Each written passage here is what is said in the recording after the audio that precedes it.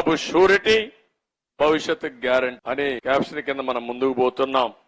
అందుకే ఇవన్నీ కూడా ప్రజల్లోకి తీసుకుపోయి ఇంటలెక్చువల్స్ తో మాట్లాడండి, చదువుకున్న వాళ్ళతో మాట్లాడండి, ఉద్యోగ సంఘాలతో మాట్లాడండి, యువతతో మాట్లాడండి, విద్యార్థులతో మాట్లాడండి.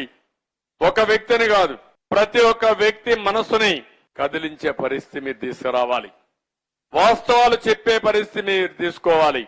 వాళ్లకు వాస్తవాలు తెలిసే విధంగా మీరు వాళ్ళకు దగ్గర కావాల్సిన బాధ్యత మీకుంది. నేను ఒకటే చెప్తున్నాను, తెలుగుదేశం పార్టీ అనుకుంటే ఏదైనా చేయగలుగుతాం. 42 ఏళ్లుగా తెలుగుదేశం పార్టీని గెలిపించింది తెలుగుదేశం పార్టీ కార్యకర్తలు. అలాంటి కార్యకర్తలు ఈ పార్టీకి ఉండడం మన పూర్వ జన్మ సుకృతంగా నేను భావిస్తున్నా. ఇప్పుడు కూడా రాష్ట్రంలో ఉండే కార్యకర్తలందరికీ, నాయకులందరికీ విజ్ఞప్తి చేస్తున్నా, ఈ రోజు మనం ఒక నాయకత్వాన్ని ఇవ్వవలసిన బాధ్యత, ఈ రాష్ట్రాన్ని కాపాడుకోవలసిన బాధ్యత. ఎన్ని దాడులు చేసినా ఆ దాడుల్ని తట్టుకుని ముందుకు పోయే బాధ్యత మీరు తీసుకోవాలి.